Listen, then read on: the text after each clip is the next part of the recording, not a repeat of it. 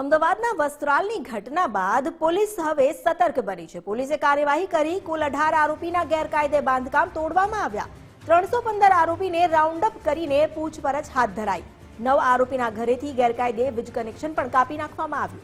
431 બુટલેગરના ઘર પર પોલીસે તપાસ કરી। ડ્રાઈવ દરમિયાન 13,000 જેટલા વાહનોનું પણ ચેકિંગ કરવામાં આવ્યું।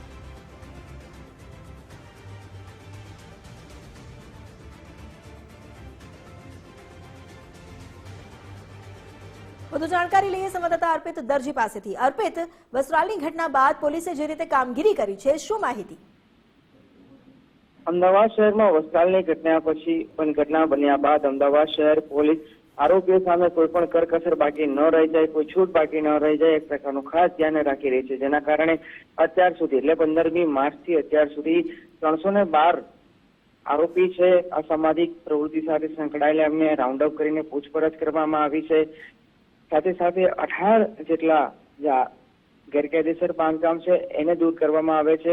32 જેટલા ગેરકાયદેસર બાંધકામો હતા કે જે અલગ અલગ ગુનામાં સંડોવાયેલા આરોપીઓ, કુખ્યાત આરોપીઓ હોય, 32 જેટલા આરોપીઓની વિગત કોર્પોરેશન પાસેથી મેળવી હતી અને આઈડેન્ટિફાઈ થઈ ગઈ છે। એ પૈકી 18ના સામે કાર્યવાહી થઈ છે। બાકી રહેલા લોકોની સામે પણ કાર્યવાહી આવનાર દિવસોમાં કરવામાં આવશે। સાથે સાથે વીજ કનેક્શન પણ કાપવામાં આવે છે। 9 જેટલા આરોપી છે એમના વીજ કનેક્શન કાપવામાં આવ્યા છે। 13,000થી વધારે વાહનોની તપાસ કરવામાં આવી છે। સાથે સાથે અમદાવાદ શહેર પોલીસ દરરોજે રાત્રે સંવેદનશીલ વિસ્તારો અને જે પાછલા કેટલાક દિવસોમાં અસામાજિક તત્વોનો આતંક સામે આવી ચૂક્યો છે ત્યાં પેટ્રોલિંગ અને વાહન ચેકિંગની પણ કામગીરી કરી રહી છે। એટલે 188 જેટલા બોડી વોર્ન કેમેરા ઉપરાંત ઉચ્ચ અધિકારીઓ અને પોલીસ અધિકારીઓની હાજરીમાં કોમ્બિંગ કરવામાં આવી રહ્યું છે। એટલે કુલ મળીને વાત કરીએ તો આક્રમક મોડમાં જોવા મળી રહી છે અને તે જ ગતિએથી અસામાજિક તત્વો, લુખ્ખા તત્વો, બેફામ બનેલા તત્વો સામે કાર્યવાહી થાય, ઉગ્ર